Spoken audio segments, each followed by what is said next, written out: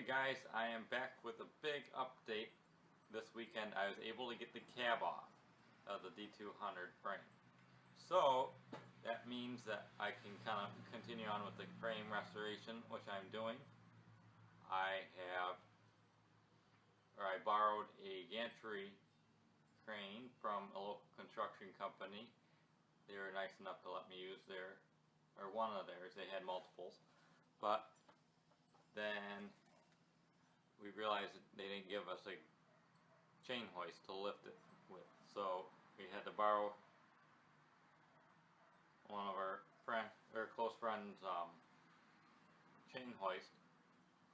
And then we also had another problem. It wasn't tall enough, so I will make another video on all the pictures my dad took of us getting the cab off of the frame. We had to do a little bit of a redneck job, but it took the cab off safely, at least, which is all I cared about. But I'll show you what I've done so far. I took it off yesterday, which was Saturday, and and I'll show you what I've done in a few hours after that. And here is the cab finally off of the frame. This is the first time I've seen it off since August, when I purchased the truck. When I went to look at it, it was sitting off of the frame. Sorry for the light, but I went and looked at the truck from its previous owner when it was with the cab sitting upright in the bed. I had to take a lot of weight off of it. Unfortunately, in the pictures I will show in the next video, I did not take the fenders or the hood or the radiator core support out I took it off, so it was very heavy, and obviously I learned from that, so I'll be putting it on how it looks right now. So I had put the fenders on just to get them out of my way, but now they're back in my way, so I can't fit the bed inside the garage right now. But I'll do a video on how to put in the dashboard and the steering column, because it's very tricky. But this is what it looks like empty. And there's the hole in the floorboard I'm talking about. There's not just one, there's two, there's three, and a few other ones scattered out or throughout the truck. But I mean, there's not that many to really worry about. I have floor pans actually sitting right next to me,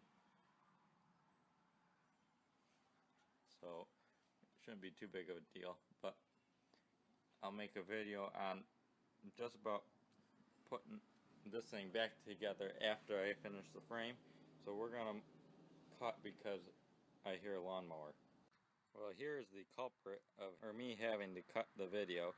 But my dad was mowing the lawn and he ran over something, so now it sounds weird. But we'll get back to what the frame looks like. So as you can see, I painted a lot of it under the cab. I was going to do a half and half reveal, but this is almost your half and half reveal video. But I've not yet sprayed up here. I cleaned. That is just the bare metal right here. And there's so much oil, and not sure why, but there's just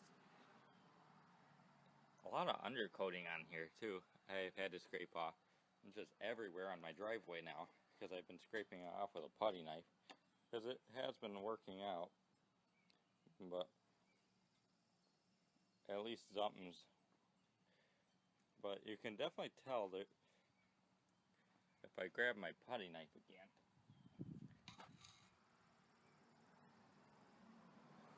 you can see there's not that much the rust is not very deep. So it's not too bad. I'm just kind of scuffing it up, painting it, and calling it a day. I have a sandblaster, but I'm not using it because it'd be just a time waster for me. Here's my pliers, and I painted the rear differential the same color as my engine, so now it sticks out like a sore thumb. I should have waited until I was ready to put the bed on because now it looks horrible. But now I gotta find something to paint red. These springs? Nah. Maybe the mufflers or something. But that about wraps it for today's video. I mean, there's not much I can really show you right now. But I'll be doing a video on the suspension, front and rear. And then